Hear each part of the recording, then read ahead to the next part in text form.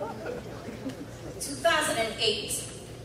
There is a young woman in Paris with olive oil skin and a fig tree figure capturing an Algerian sunset in her eyes. She makes a promise to the pearl of her person that she will not go quietly, a well-draped tribute to her dignity and the belief that God is a nomad. She has been here since the advent of nose to prayer mat, but she has never been welcome here. Too much old soul glory for the Cloak feast of Paris. Not quite sure how to greet razor blade stares with a smile, the sound of salam. She wears a hijab, 1954.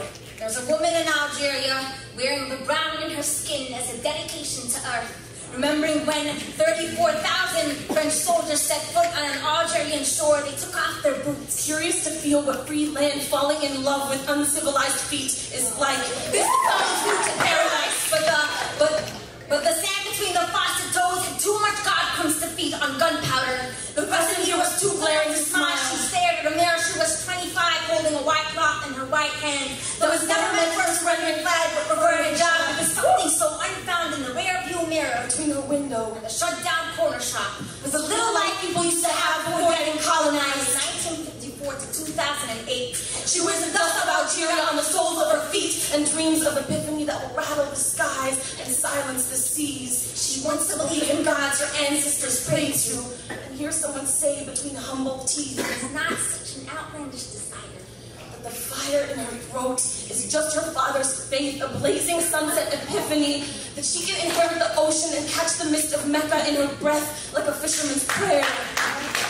There are freedom fires in a narrow alley, waiting for supplies. One thing she could do was wrap a headscarf, curving her hair down to the ground. Roman feet sitting in a black majestic cloak, rifle lined and bullet draped on the inside. She walked in long strides, her high heels clapping against ground. And her rebellion sounds like feminine, commanding bloodshed. But her, she hated the new smell of the city, smelled like gutted fish and tires on fire. She is sick of people telling her to show herself. Wants to stand on a steeple and sing an ode to her existence, to the homeland in her hairline and the cursory clamor of it all. Wanted to roll her eyes at every glossed abstraction of what a woman should be, how her hair should fall, and frame her face like a dying man's wish. Her body is none of their concern.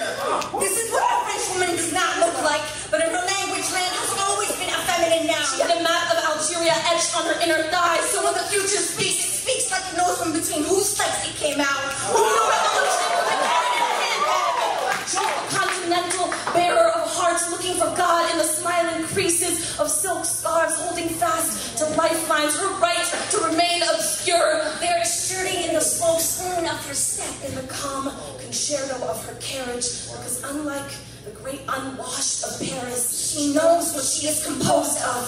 Not of submission, not of fear, not of shame, and not of the callow drone of hatred resounding from the corners of imperial lips that have never deigned to ask her name. Have you ever gotten close enough to her face to hear the solemn anthem in her breath? It shakes. What's the thing? Have you ever seen her tend the wounds she hides under a dress? From breaking shackles on the curve of her hips? No one has. Who knew silk threads could protect a homeland, a faith, a woman?